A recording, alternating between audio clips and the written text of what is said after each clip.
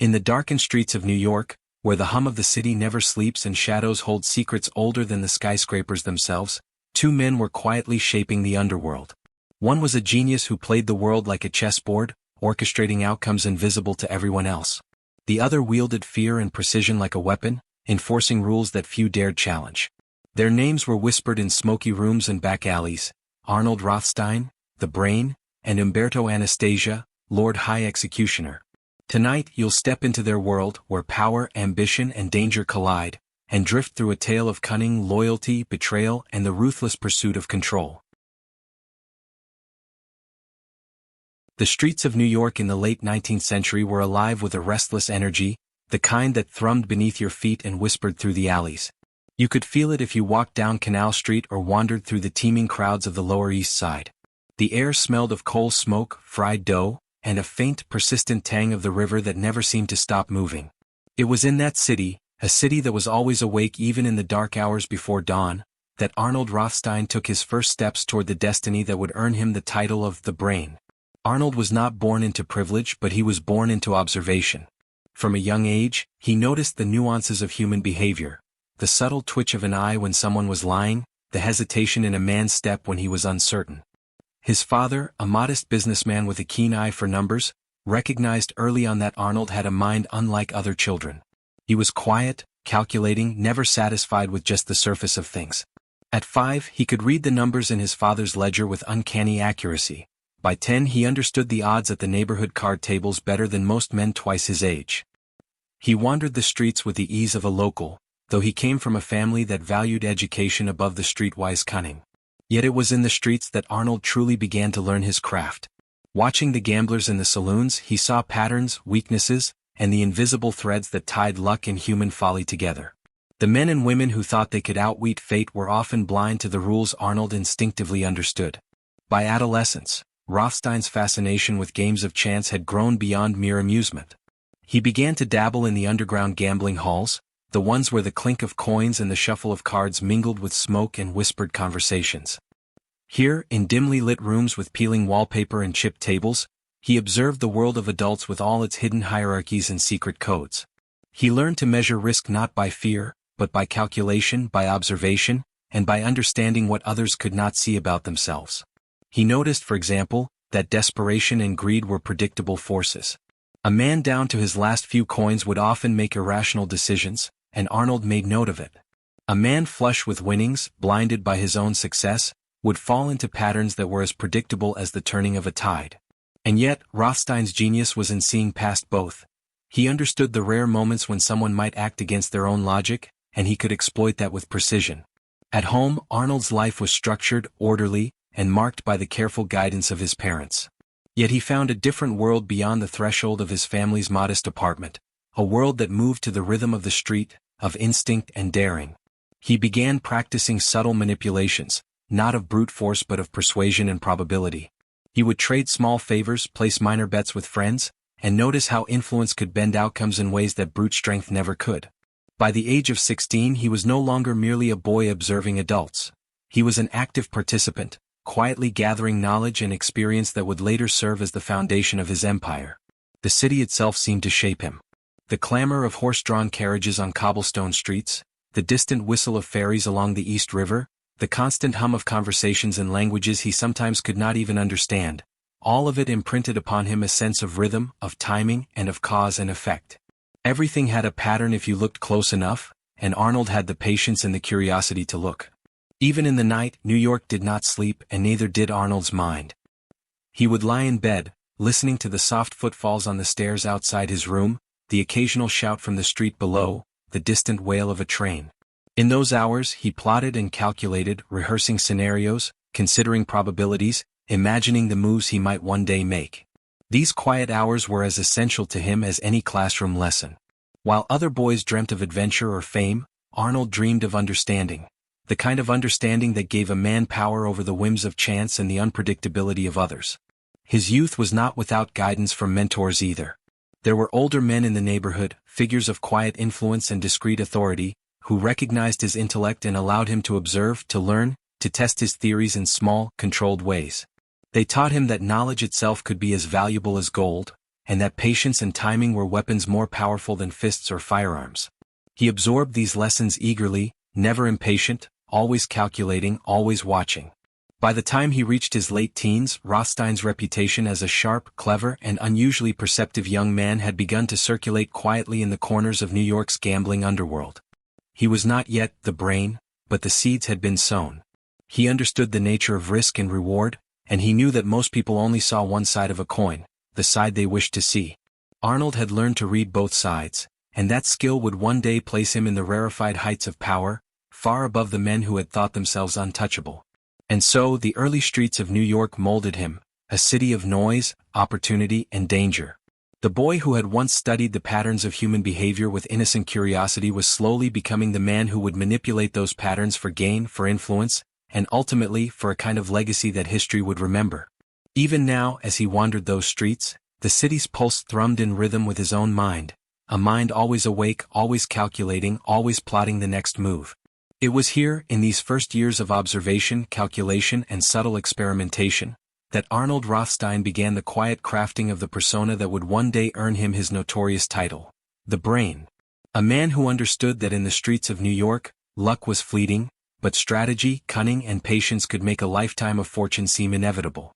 The flickering gaslights of New York's back alleys cast shadows that seemed alive, dancing against the cracked walls of small gambling halls where the air was thick with smoke and the scent of spilt whiskey. Arnold Rothstein, now in his late teens, had begun to navigate these corridors with a quiet confidence. Every step he took, every glance he cast was a calculation. The clatter of chips, the shuffling of cards, the low murmur of voices, all were pieces of a larger puzzle, a pattern he was determined to decipher. He remembered the first time he truly understood the weight of a gamble. It was in a small, dimly lit room above a bakery, where a group of men played poker for stakes that made a young man's head spin. Arnold had been allowed to watch, at first like a student observing a lecture, a notebook in his mind more than on paper. He noticed the subtle tells, the nervous flick of a thumb, a bead of sweat that betrayed hesitation, the confident but hollow grin of a man bluffing too hard. He began keeping mental notes, categorizing players not by their names, but by their patterns, their weaknesses, their fears. Soon he was invited to sit at the table, not as a novice in need of instruction, but as a challenger who had proven, through keen observation and quiet judgment, that he was capable of understanding the game. His first hands were modest, small bets that allowed him to test the waters without risking more than he could afford. But even in these small moves, Rothstein's mind raced ahead. He did not merely react to the cards. He anticipated the actions of others, calculated probabilities in his head, and subtly influenced the flow of the game with words, gestures, and timing. It was in these moments that the young Rothstein discovered the interplay between human psychology and mathematics. He realized that a man's desire, his greed, his fear, could be predicted and exploited. Money was only the surface layer. Beneath it were the currents of impulse, the hidden motives, the instinctual reactions that most men could not see. He began to manipulate these currents, guiding outcomes not through chance alone, but through careful orchestration, through the quiet pressure of observation and suggestion. By the age of 19, Arnold had earned a reputation as a remarkably shrewd player. The men who once looked at him with curiosity now regarded him with a mixture of respect and wariness. He was not flashy. He did not rely on bluster or intimidation. Instead, he moved with the certainty of someone who had studied the rules of the universe and found the loopholes hidden in plain sight. New York itself was a teacher. The city was filled with opportunities, each one cloaked in risk.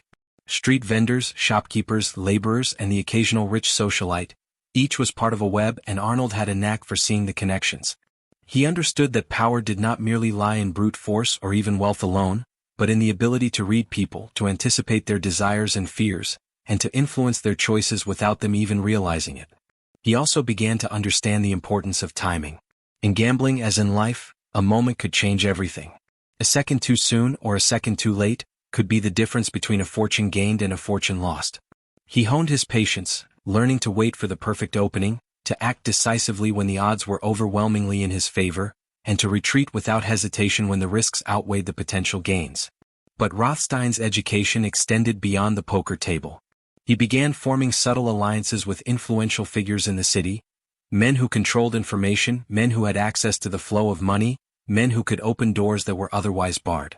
These relationships were cultivated carefully, never rushed, never taken for granted.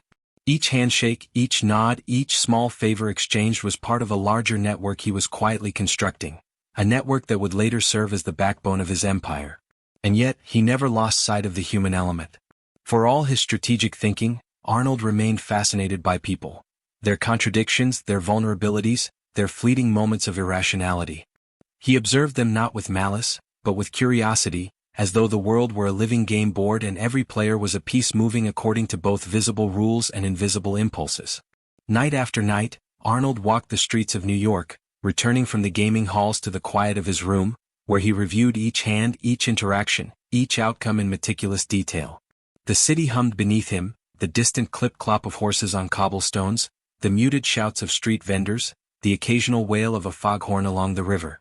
These sounds became the rhythm to which his mind danced, the backdrop for a mental rehearsal of possibilities, strategies, and contingencies. He experimented with small manipulations, subtle influences that allowed him to observe cause and effect firsthand. A carefully worded suggestion here, a strategic delay there, a seemingly casual gesture elsewhere. Each action tested the limits of his understanding, each result noted and catalogued.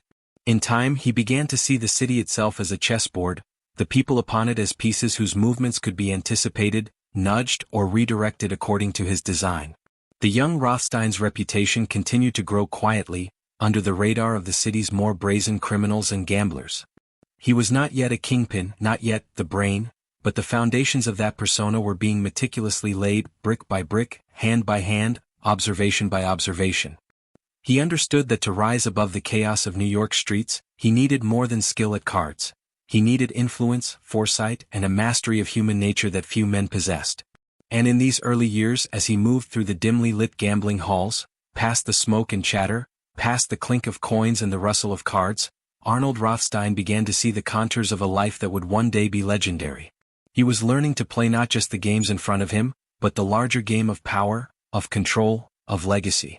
Every bet, every observation, every subtle maneuver was a step along a path that would ultimately lead him to a position few men could ever imagine, and fewer still could survive.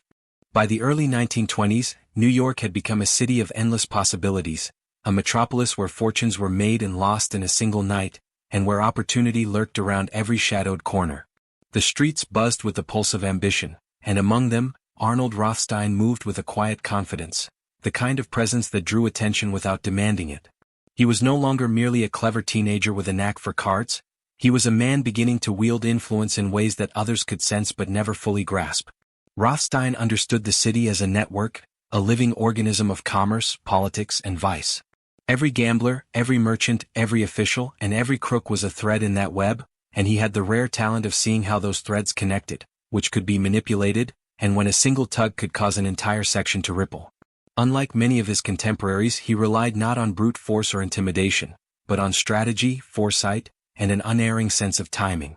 His earliest ventures were carefully calculated. Small loans to struggling gamblers, discreet partnerships with nightclubs and speakeasies, even minor investments in legitimate businesses that allowed him to obscure his movements from the authorities. Each step was measured, each action deliberate. By keeping his hand mostly hidden, Rothstein built a reputation not as a loud, brash operator, but as a man whose influence reached further than most could imagine. He was, in essence, a kingpin in the shadows, shaping outcomes without ever needing to display power overtly. It was in the gambling halls that his skill truly shone. He would sit at the tables not for the thrill of winning or losing, but for the opportunity to study human behavior, to test probability in real time, and to reinforce the lessons he had been cultivating since childhood. A man's bravado, a woman's hesitation, the subtle twitch of a dealer's fingers, each provided Rothstein with data, information that could be leveraged later in ways no one suspected. He learned that knowledge itself was a form of currency, sometimes far more valuable than money. Word of his ability to read the room and predict outcomes spread quietly. Fellow gamblers began to defer to him, some with respect, others with suspicion, and a few with envy. But Rothstein remained unperturbed. He had learned early that those who were reckless in their ambition often faltered. Those who moved with patience and foresight, with strategy and calculation, could ascend quietly and firmly to positions of unparalleled influence. He measured his alliances with the same care he measured his bets, calculating risk, potential reward, and the human elements that others often overlooked. By 1921, Rothstein had established relationships with key figures in New York's underground economy. Speakeasy owners, bootleggers, and minor gang leaders recognized his intellect and discretion. He would provide them with financial backing, strategic advice, and protection, not through threats or violence, but through the implicit understanding that aligning with Rothstein was mutually beneficial. This web of relationships expanded quietly, like the slow growth of roots underground, invisible yet immensely powerful. And then came the big gambles, ventures that would solidify his reputation and test his abilities on a far grander scale. Rothstein began investing in larger schemes, from gambling operations that spanned multiple boroughs to high-stakes card games involving wealthy businessmen and corrupt officials. Each move required meticulous planning, attention to detail, and the subtle orchestration of human behavior. Here he was unmatched. His strategies were not based on chance but on prediction, manipulation, and timing. But Rothstein's genius was not just in the mechanics of gambling. It was in his understanding of trust and perception. He realized that to wield power effectively, one had to cultivate an image, an aura of competence, reliability, and omniscience. People needed to believe that he was everywhere, always watching, always knowing, even when he was doing nothing at all. This reputation, carefully nurtured, became one of his most potent tools. A whispered suggestion, a discreetly placed rumor, or a simple expression at the right moment could shape outcomes far beyond the reach of brute force. It was also during this time that Rothstein began to understand the delicate balance between legality and criminality.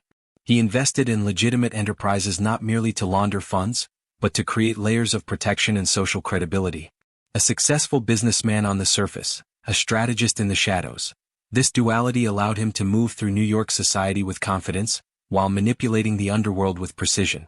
He had learned the lesson that true power often lies in subtlety, in the quiet control of perception and expectation. Despite his increasing influence, Rothstein remained disciplined and methodical. He avoided impulsive decisions, preferring to let situations develop until he fully understood the dynamics at play. Patience was a weapon and observation was his guide. He could wait for hours, days, even months for the perfect moment to act. This approach earned him both admiration and resentment. Those who acted recklessly often found themselves outmaneuvered, while those who underestimated him paid dearly, sometimes without ever realizing the hand that had moved the pieces against them. By the mid-1920s, Arnold Rothstein's name had begun to circulate beyond the immediate circles of gamblers and criminals. A legend of sorts, whispered in smoky rooms and over clandestine poker tables, a man whose intellect and foresight seemed almost preternatural. Yet Rothstein was careful not to be seen as invincible, not to draw attention from authorities or rival factions. Every public appearance, every deal, every engagement was calculated, reinforcing the perception of competence without exposing vulnerability.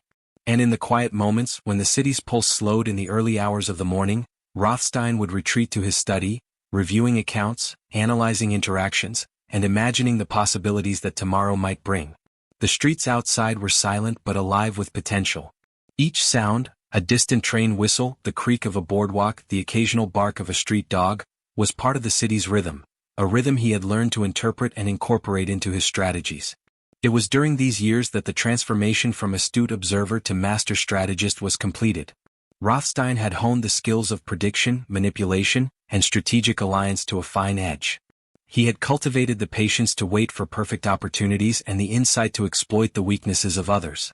By the time the headlines of his first major successes appeared, the foundations of the brain had been firmly established.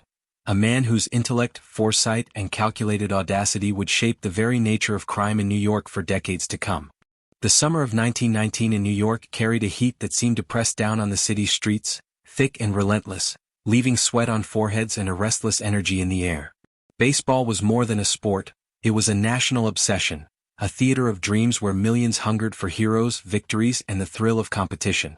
And in the shadows behind the cheers and the beer-soaked stands, Arnold Rothstein watched, not as a fan, but as a strategist, calculating probabilities with the precision of a chess master.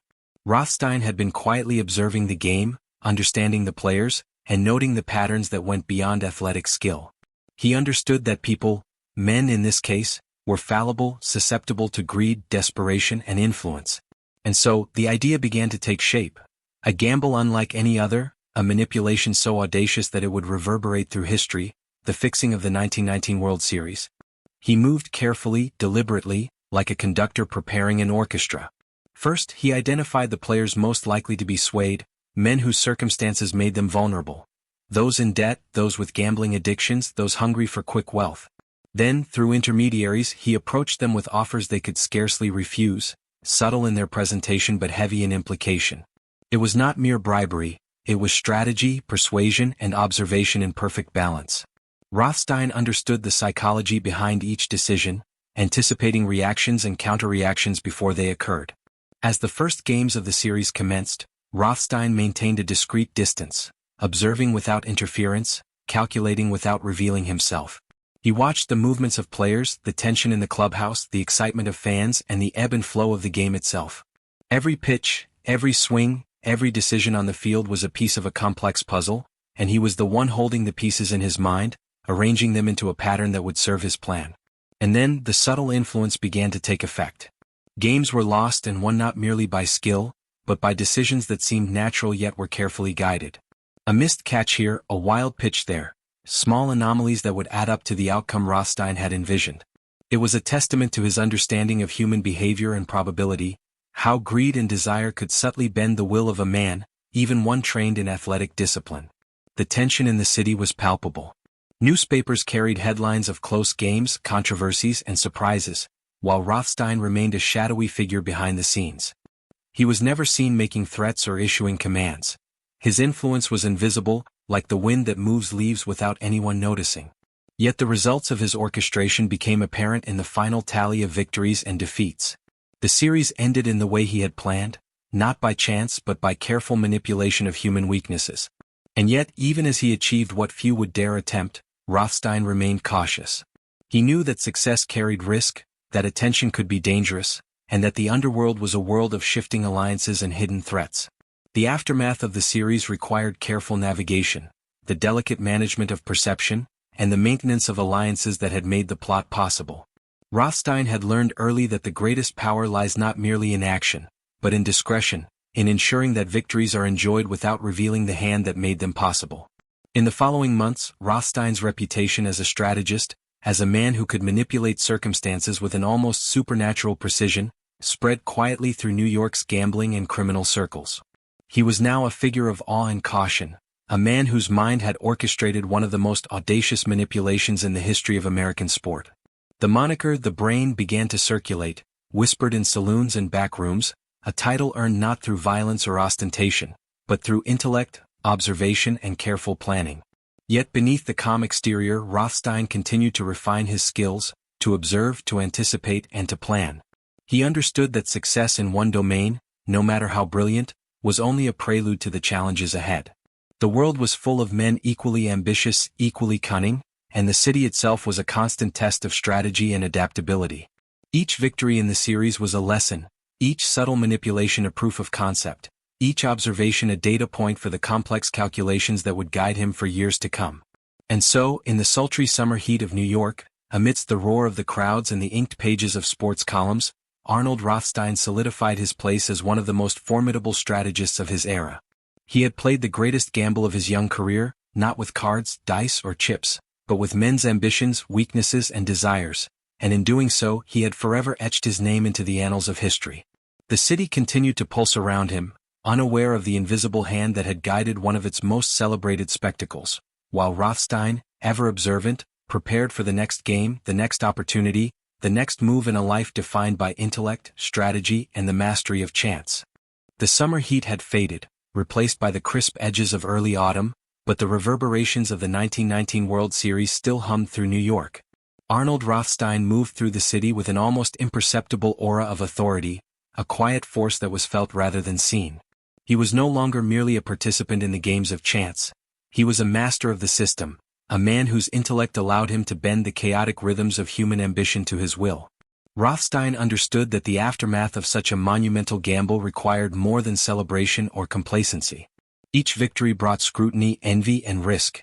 The players he had influenced were now cautious, the intermediaries he had trusted wary, and the city's authorities slightly more attentive. Yet Rothstein navigated this landscape with the same precision he had applied to the game itself. Every interaction was deliberate. Every alliance was reinforced, every potential threat anticipated and mitigated. The expansion of his influence was subtle but relentless. Speakeasy owners, minor gang leaders, and financiers alike recognized the value of association with Rothstein. He offered not just money but insight, a vision of how to succeed in a world where luck was fleeting, and strategy was everything. Through careful investments, discreet loans, and meticulously orchestrated partnerships, he built a network of loyalty and obligation that spanned the city, stretching from the docks of Brooklyn to the lavish clubs of Manhattan. And yet, Rothstein's genius lay not merely in financial manipulation, but in his understanding of human behavior. He recognized patterns of ambition and weakness, and he could predict the decisions of those around him with remarkable accuracy. A wealthy businessman might be swayed by the promise of discreet advice on an investment. A small-time operator could be guided by the prospect of protection or influence. Rothstein manipulated these levers with subtlety, ensuring that loyalty was earned through respect and perceived benefit rather than fear. The city itself became a living laboratory for his strategies. He observed the rhythms of commerce, the flows of money, the unspoken hierarchies that governed both legitimate and illicit enterprises. He noted who exerted influence behind closed doors, who whispered in corridors of power, and who miscalculated their own importance.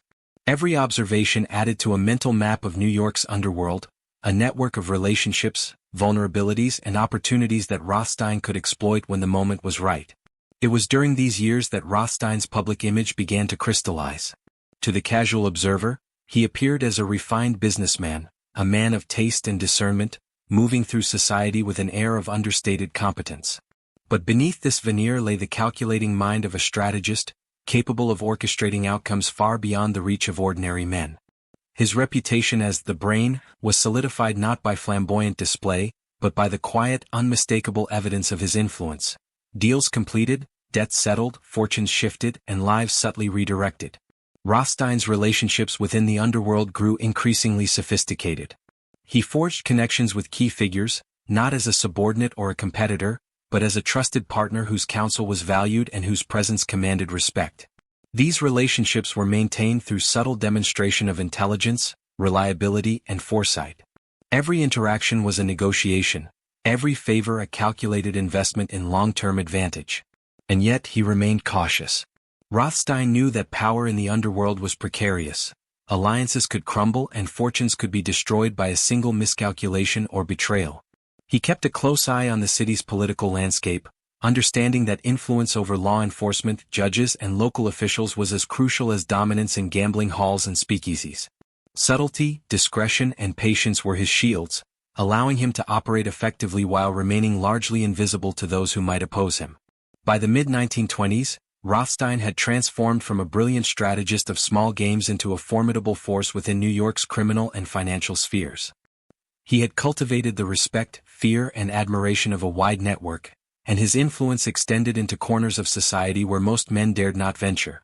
The foundations of an empire were in place, built on knowledge, calculation, and the quiet orchestration of human desire.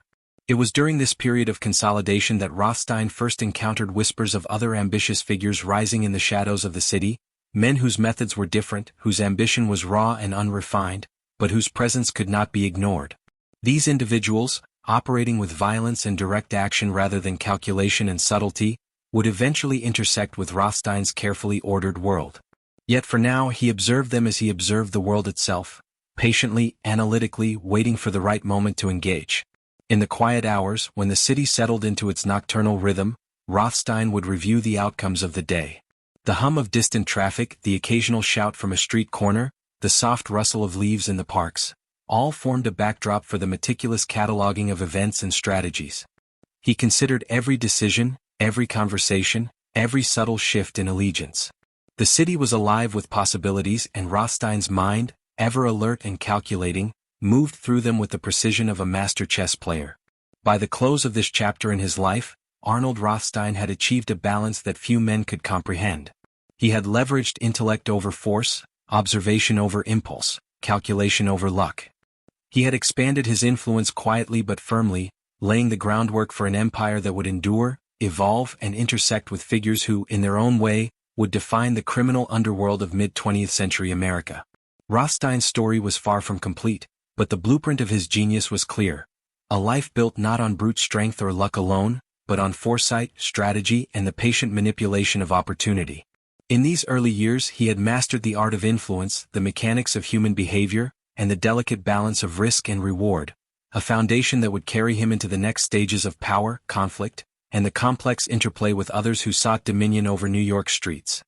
The docks of New York Harbor were alive with the constant rhythm of ships, cargo, and voices speaking in every language imaginable. Steamships groaned as they unloaded immigrants who carried dreams, desperation, and the weight of old-world lives across the Atlantic. Among them was a young Umberto Anastasia, a boy of 16, stepping onto American soil with little more than hope, determination, and a sharp mind honed by hardship. The streets of Brooklyn would become his classroom, the alleys and docks his proving ground, and the underworld his eventual kingdom. Born in Italy, Anastasia had grown up amidst poverty, rigid social hierarchies, and a culture of survival. He had learned early that power was seized, not granted, and that loyalty could be bought, borrowed, or demanded. Life in his native town had been hard, yet structured, a society where rules and reputation mattered deeply. But America was a different world, a city where chaos often outweighed order, where opportunity existed beside danger, and where ambition could carve a man's destiny faster than birthright ever could. In Brooklyn, Umberto quickly understood that survival required both intelligence and adaptability. The streets were unforgiving, filled with rival gangs, opportunistic thieves, and corrupt officials who demanded respect and payment. He observed carefully, learning the unwritten codes of the city's neighborhoods, when to speak, when to act, when to retreat. Every encounter was a lesson, every threat a calculation, every handshake a test of trust. He developed a reputation for being calm under pressure, measured in action, and ruthless when necessary. Even at a young age, he grasped the subtle truth that strength was not always physical. Sometimes it lay in strategy, timing, and the perception of inevitability.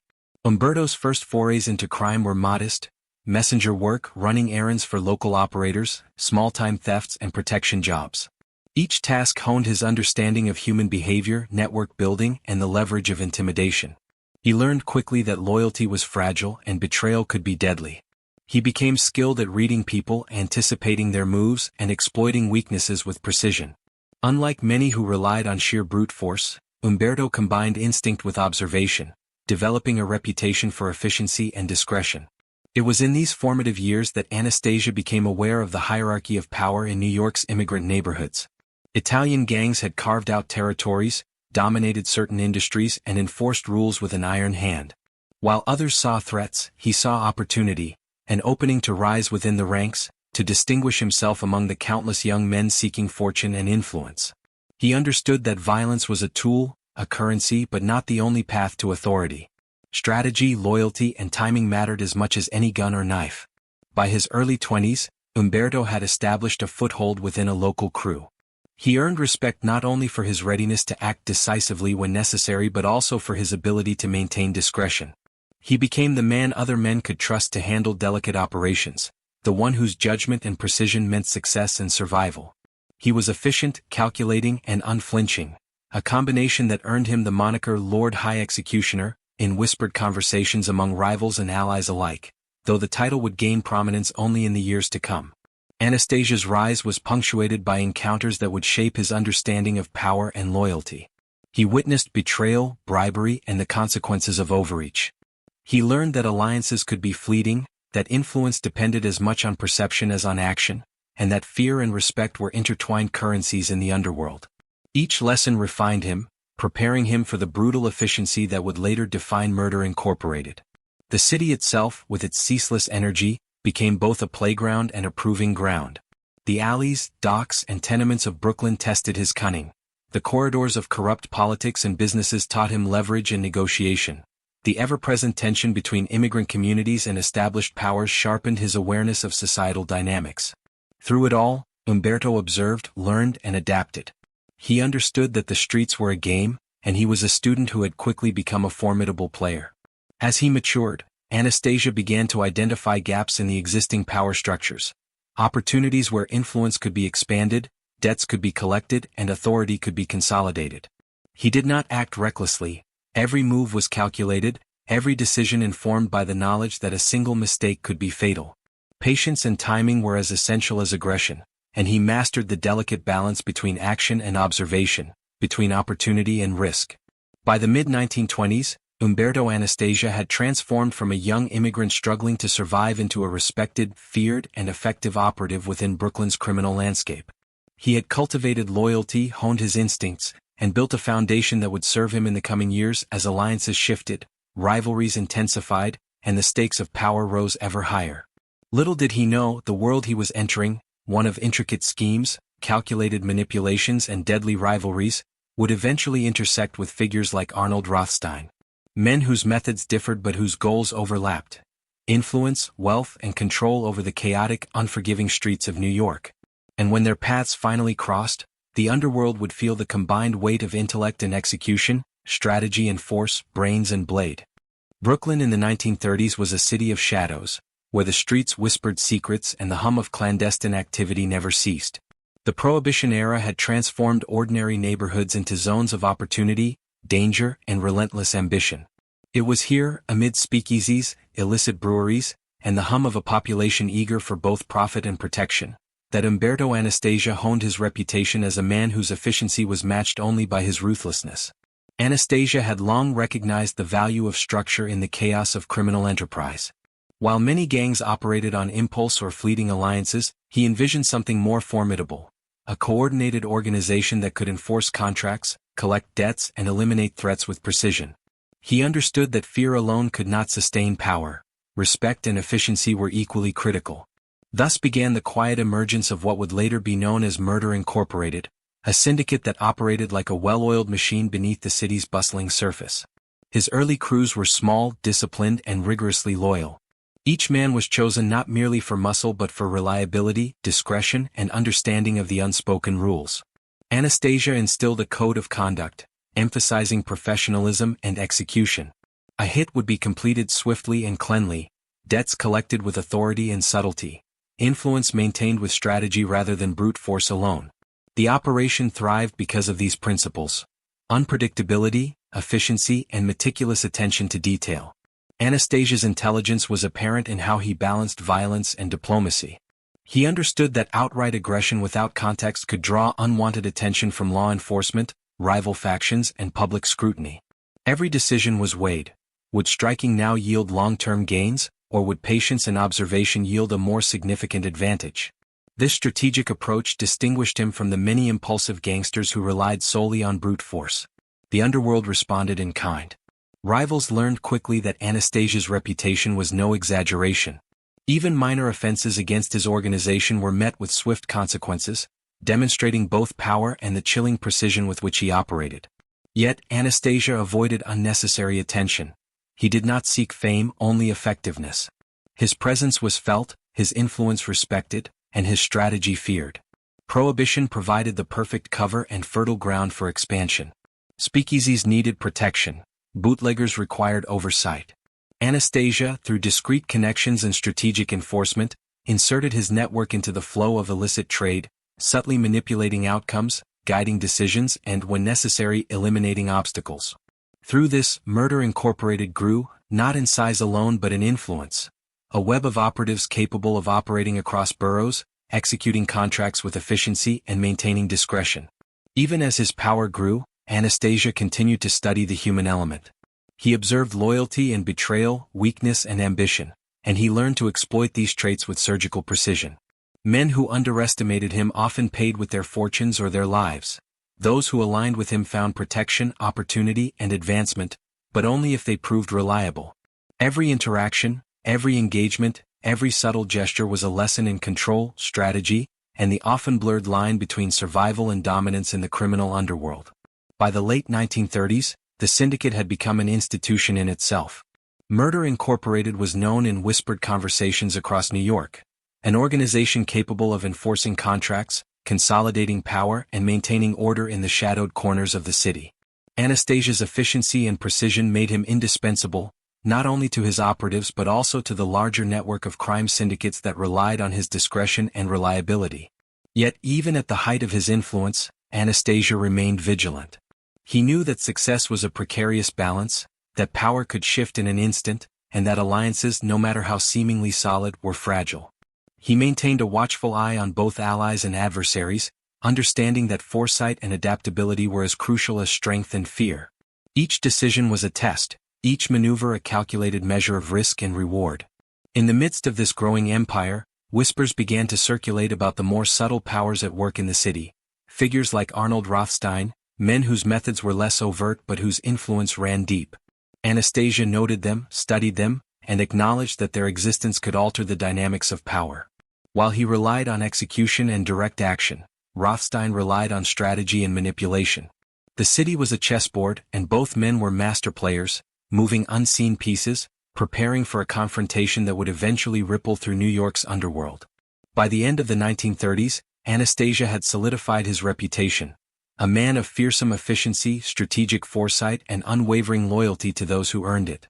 Murder Incorporated was no longer merely a gang. It was a structured, formidable organization capable of operating seamlessly in a city that itself teetered between order and chaos. Anastasia had become a figure whose presence could not be ignored, a force defined by precision, authority, and the quiet certainty that those who crossed him would regret it. The stage was set. Two worlds, seemingly separate yet destined to collide: Rothstein's empire of strategy and influence, and Anastasia's domain of precision and enforcement.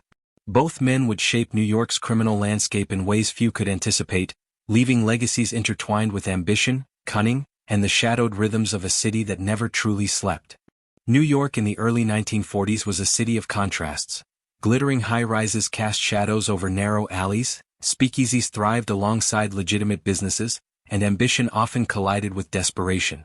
In this complex ecosystem, two men walked paths destined to intersect: Arnold Rothstein, the calculating strategist, and Umberto Anastasia, the enforcer whose precision and ruthlessness commanded respect and fear. Though their worlds seemed distinct, they were bound by the same invisible threads: influence, power, and the understanding that survival in New York demanded more than brute force. It required cunning, foresight, and an acute sense of human nature. Rothstein operated through subtlety, manipulating circumstances and personalities from the shadows. Anastasia acted with immediacy, enforcing rules with lethal efficiency. Both were masters, each in his own realm, and the city itself seemed to conspire to bring them into orbit. Rothstein, now a seasoned figure in the underworld, had expanded his empire beyond gambling, weaving networks of loyalty across both legitimate and illicit spheres. His moves were deliberate and strategic, often invisible to those around him. He understood that perception was a currency as valuable as money, and that influence could be exercised with words, gestures, or even silence. Every decision, every alliance, was calculated to maximize advantage and minimize risk. Anastasia, in contrast, had honed his authority through action. Murder Incorporated, under his guidance, had become an institution capable of executing contracts with surgical precision. Fear and respect were his tools, loyalty his reward, and hesitation his enemy. He recognized the value of discretion but understood that power often required demonstration. His was a world where swift, decisive action secured dominance and maintained order in the shadows. Their first indirect encounters were subtle, whispered through networks of operatives and intermediaries. Rothstein became aware of a figure whose efficiency and influence in Brooklyn's criminal landscape could not be ignored. He noted Anastasia's methods: calculated enforcement, strategic intimidation, and the ability to command loyalty through action. For Rothstein, the presence of such a man was both a potential threat and an opportunity, a variable to be measured, observed, and incorporated into his calculations. Anastasia likewise heard of Rothstein, a man whose intellect and strategy had manipulated outcomes beyond the reach of guns or intimidation. Stories of the 1919 World Series and subsequent financial maneuvers painted Rothstein as a figure operating in a realm of calculation few could penetrate. Anastasia respected skill when paired with caution, understanding that brains could be as formidable as brawn, and that foresight could be a weapon in its own right. The early interactions between their networks were cautious. Rothstein preferred indirect influence, gauging Anastasia's reactions through mutual contacts, testing the waters without exposing himself unnecessarily. Anastasia observed potential collaborators and competitors alike, evaluating the reliability and strategic value of those around him. Both men understood that alliances were temporary constructs, valuable only if they served immediate and long-term objectives. Despite their differences, a pattern emerged. The efficiency of execution met the precision of strategy. Where Rothstein could foresee and manipulate, Anastasia could act and enforce. The city began to respond to the convergence of these methods, though neither man was fully aware of the extent of their eventual impact. Their operations began to touch common territories: gambling dens, loan networks, and influential contacts whose loyalties could be pivotal. Yet direct confrontation was unnecessary at this stage. Influence was exercised through intermediaries, subtle pressure, and observation. New York's underworld, ever sensitive to power shifts, sensed the convergence. Operators on the streets whispered of two forces, one cerebral, one kinetic, whose paths might cross in ways that could redefine the balance of authority. Rothstein's allies recognized the potential of Anastasia's efficiency as a tool. Anastasia's operatives saw the utility of Rothstein's foresight as a guide. The city's criminal ecosystem began to respond to these twin poles of power, adjusting, recalculating, and testing boundaries. In quiet moments, both men reflected on the nature of power and strategy. Rothstein, in his study lined with ledgers and correspondence, contemplated the probabilities of alliances, betrayals, and potential gains. Anastasia, walking the docks or overseeing enforcement operations, weighed the reliability of men, the timing of actions, and the risks of exposure. Both operated with a precision that few could match, each aware that the stakes extended far beyond personal ambition. Their decisions shaped the underworld itself. As their influence deepened, the eventual intersection became inevitable. Strategy without execution is impotent, and enforcement without foresight is vulnerable. The complementary nature of their skills suggested a collision, or perhaps a collaboration, that would resonate through the streets of New York. It was a city alive with possibility, a city where timing, perception, and human behavior governed outcomes as surely as law or luck. In such a city, two masters, one of brains, one of blades, were bound to encounter one another, and when they did, the underworld would never be the same. By the end of this chapter, Rothstein and Anastasia were aware of each other, not personally perhaps, but as forces in the same ecosystem. Both men, masters of observation, strategy, and execution, sensed the potential impact of the other. Their methods contrasted sharply, yet each recognized the value in the other's approach. The stage was set for interactions that would shape alliances, conflicts, and the future of New York's criminal landscape. The underworld of New York was a living organism, teeming with ambition, treachery, and unspoken rules. Every corner, every backroom, and every alleyway carried whispers of deals struck, loyalties tested, and power recalibrated. For men like Arnold Rothstein and Umberto Anastasia, navigating this ecosystem required more than intelligence or muscle. It demanded an unerring sense of human nature, the ability to anticipate betrayal before it manifested, and the ruthlessness to act decisively when necessary. Rothstein, ever the strategist, was keenly aware of the fragility of alliances. Even those who appeared loyal were constantly weighing their own advantages, seeking leverage or an edge. A minor misstep, a perceived slight, or an unexpected opportunity could sway allegiances in an instant. He studied these dynamics with meticulous attention, calculating the consequences of every action, anticipating the moves of his associates and rivals alike. The city itself seemed to bend under the weight of his observation, every street and building a chessboard, every man a piece subject to his strategy. Yet, strategy alone could not control every variable. Betrayal was an ever-present specter, lurking in the shadows, waiting for the opportune moment. Rothstein had learned early that ambition could be a poison, that even a trusted lieutenant could act against the collective interest if it served personal gain. He instituted systems of checks, subtle tests of loyalty, and mechanisms to mitigate the fallout of potential treachery. Even then, the human element, desire, fear, and envy, remained unpredictable, capable of altering outcomes in ways that calculation alone could not foresee. Across the city, Anastasia faced similar realities, though his approach differed. For him, enforcement was both deterrent and remedy. Betrayal, incompetence, or hesitation were met swiftly, often lethally. His operations demanded obedience and efficiency, and those who faltered learned the cost of misalignment quickly. Yet Anastasia was not reckless. He observed, measured, and timed his interventions to maximize effect, understanding that overt displays of force could generate resentment and counteraction. Power required subtle calibration, even for a man who commanded fear with ease. The tension between ambition and loyalty manifested frequently. Men within both Rothstein's and Anastasia's networks wrestled with personal desires, weighing immediate reward against long-term stability. Rothstein relied on influence, persuasion, and calculated incentives. Anastasia relied on a mix of fear, reward, and disciplined enforcement. The interplay between these methods created a delicate balance, one that could be disrupted by a single act of greed or misjudgment. Instances of betrayal were instructive. A promising operative might misappropriate funds, sell secrets, or attempt an unauthorized maneuver, believing opportunity favored boldness.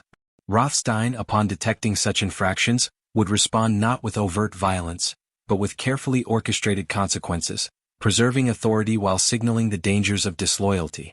Anastasia, in contrast, would execute swift corrective measures, demonstrating both precision and deterrence, reinforcing the necessity of obedience and efficiency. These dynamics were further complicated by the overlapping influence of the two men. Rothstein's web of strategy often intersected indirectly with Anastasia's domain of enforcement. An operative might be accountable to both, navigating competing pressures and expectations. Missteps in such a network could have cascading effects, creating opportunities for intervention, correction, or advantage. Both Rothstein and Anastasia understood the importance of these interactions, adjusting their strategies to account for the unpredictability of human behavior. Amid this environment, ambition flourished, but so did paranoia. Men learned to conceal motives, to mask desires, and to navigate a landscape in which loyalty was conditional and survival depended on perception as much as action. Rothstein's keen mind allowed him to anticipate these patterns. Anastasia's disciplined enforcement ensured compliance. Together, though not directly allied, their methods created a cityscape in which ambition was both nurtured and contained, and betrayal was a constant, lurking challenge. Yet, even with all their foresight and control, both men recognized the inherent instability of power. Alliances shifted, ambitions collided, and unforeseen variables could overturn carefully constructed plans.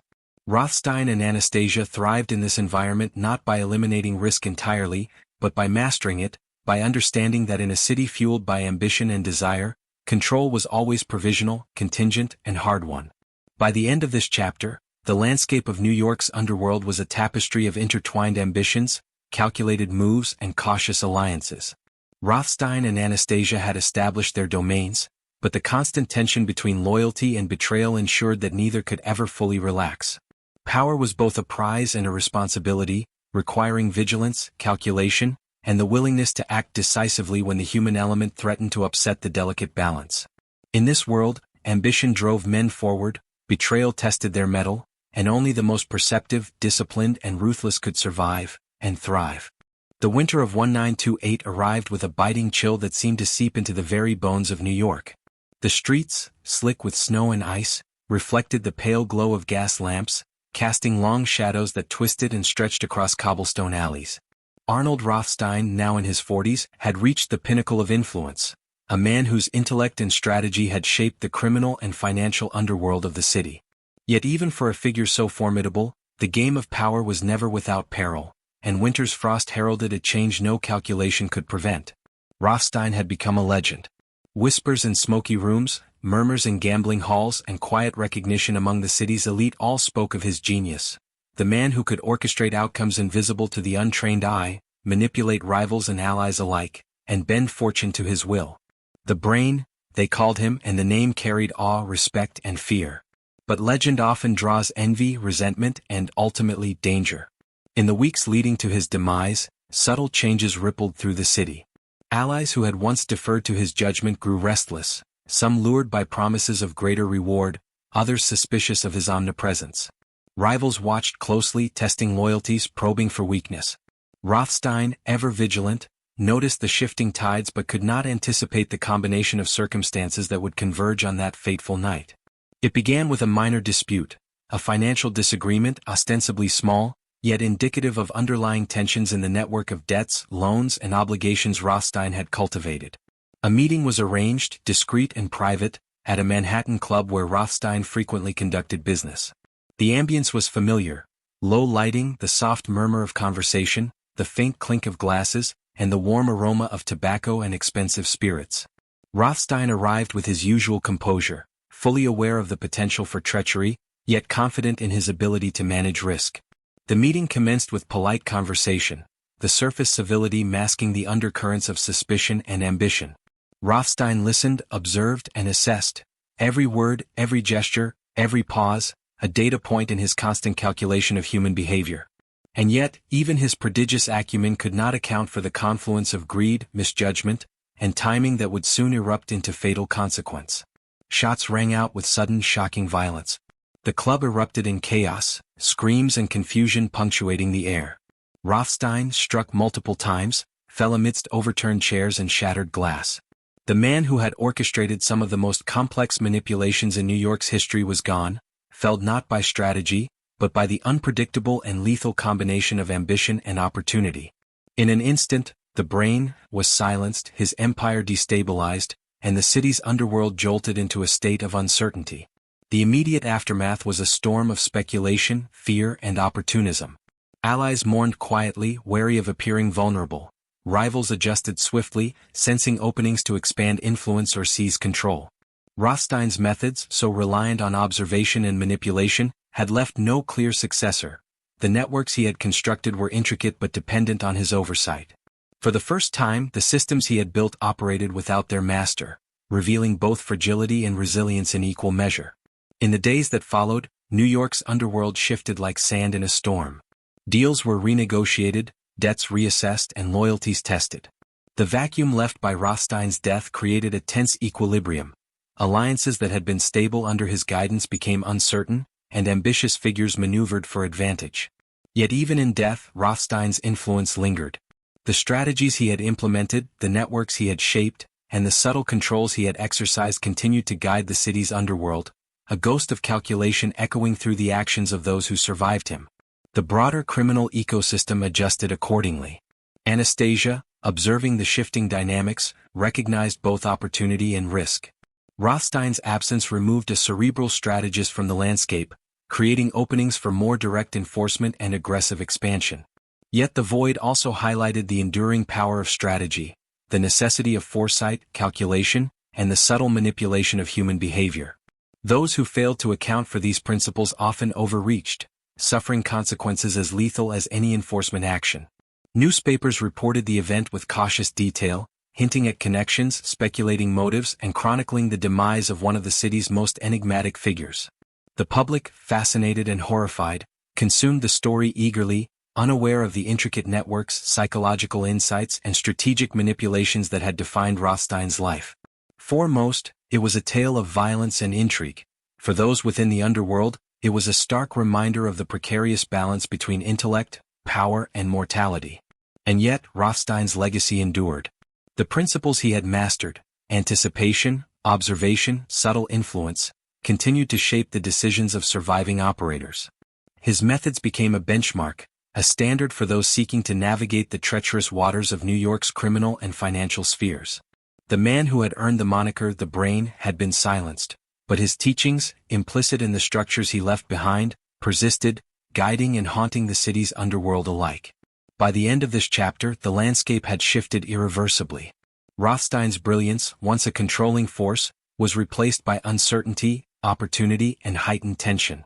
Anastasia and others observed, calculated, and adapted, recognizing that the absence of the city's preeminent strategist had altered the balance of power. In the shadows of Manhattan and Brooklyn, the wheels of ambition and influence continued to turn, guided by the lessons left behind by a man whose intellect had once seemed inexhaustible, and whose death marked both an end and the beginning of new power struggles in New York's underworld. The city of New York, ever vibrant and unforgiving, had long since learned to fear precision and efficiency in equal measure. By the mid-1940s, Umberto Anastasia had solidified his dominion, his influence stretching across Brooklyn, Manhattan, and the shadowed corners of Queens. Murder Incorporated, under his guidance, had transformed from a loosely organized syndicate into a highly structured network, capable of executing contracts with meticulous efficiency. Where once the streets had been wild and chaotic, Anastasia's hand imposed order, enforced with authority and, when necessary, lethal precision. Anastasia's power was both feared and respected. Within his organization, obedience was paramount, but so too was competence. He demanded loyalty, not blind allegiance, and rewarded initiative when it aligned with the strategic goals of his empire. Men and women who served under him understood that every action was a reflection of capability, that failure carried consequences, and that success brought advancement and protection. Discipline was enforced with subtlety and decisiveness, an environment in which the weakest faltered and the sharpest thrived. Despite his reputation for ruthlessness, Anastasia was not a man of impulsive violence. He understood timing, patience, and the psychological impact of fear and respect. Hits were carried out methodically, intimidation was precise, negotiations were conducted with an acute awareness of leverage and perception. He recognized that power without discretion could be as dangerous as weakness, and he wielded both with an unerring sense of balance. The underworld of New York responded accordingly. Operators who had once relied on brute force or intimidation now found themselves navigating a landscape in which precision, timing, and strategic enforcement dictated outcomes. Anastasia's presence reshaped relationships, alliances, and rivalries.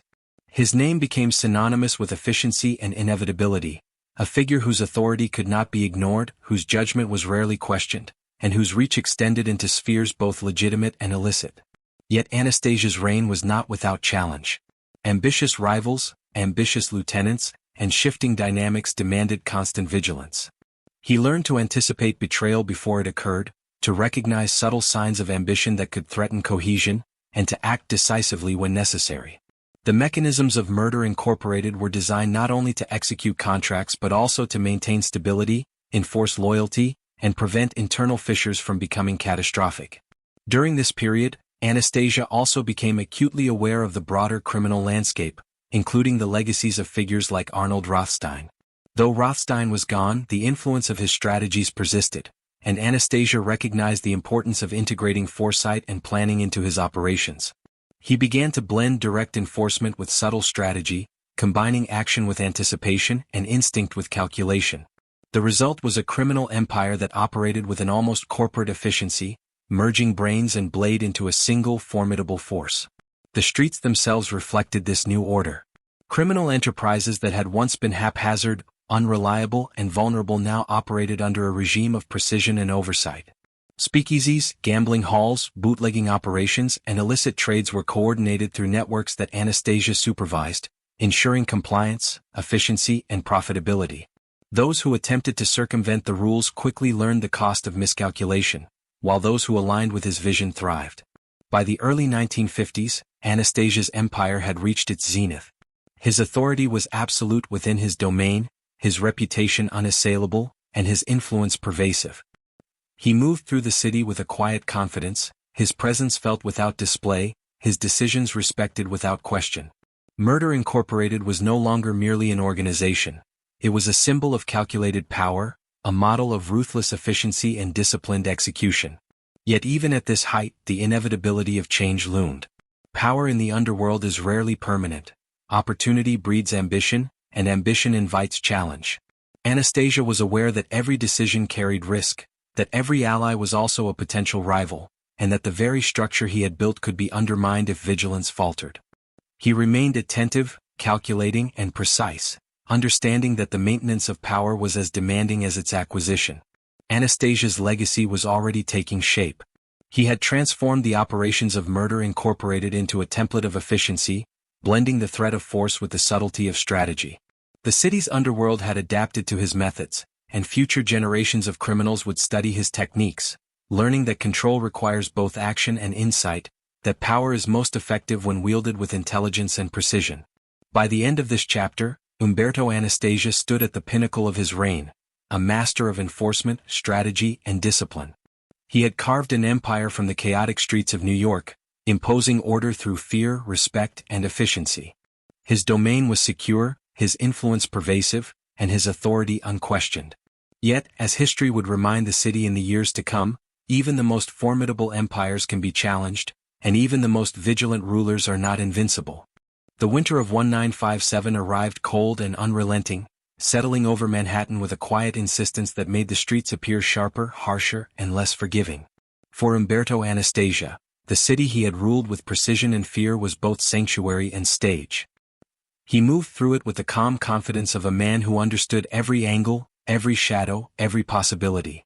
Yet even the most vigilant, the most calculating, are not immune to the hidden currents of ambition and betrayal that flow beneath the surface of power. It was on a midtown street in a modest barber shop that the culmination of years of tension, envy, and rivalry found him.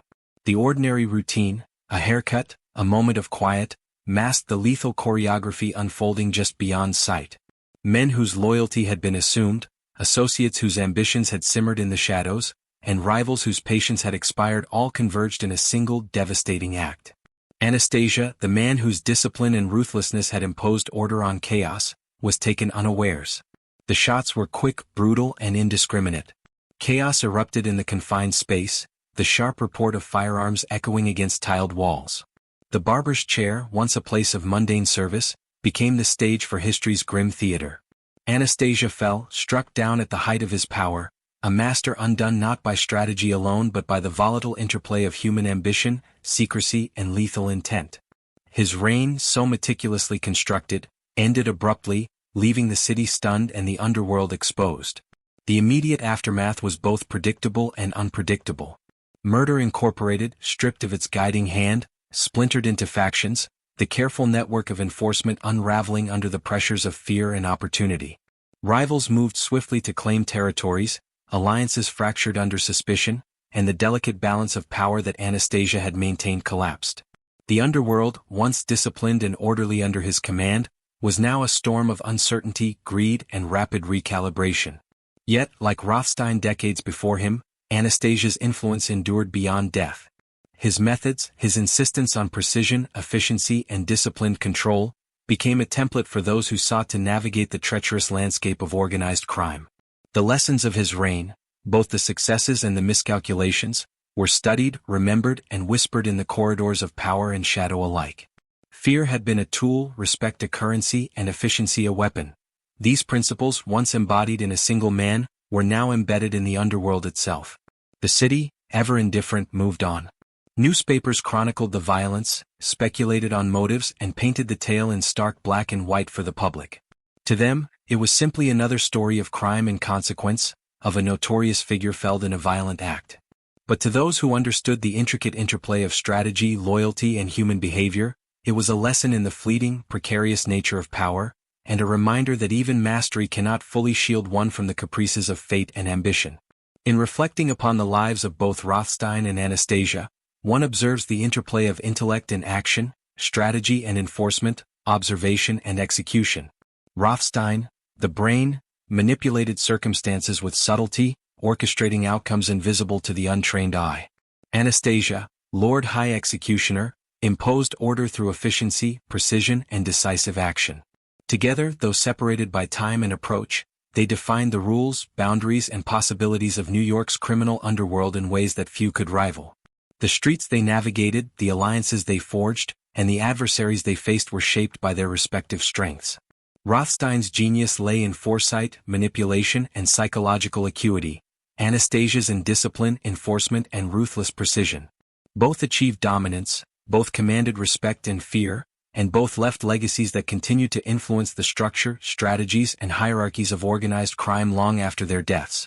As the city moved into the modern era, the stories of Rothstein and Anastasia became part of its mythos, a tapestry woven with intrigue, ambition, brilliance, and brutality. Their lives, intertwined in impact if not in action, serve as reminders of the delicate balance between intellect and force, calculation and instinct, ambition and vulnerability. The underworld of New York was forever altered, shaped by the brilliance of one man's mind and the efficiency of another's execution.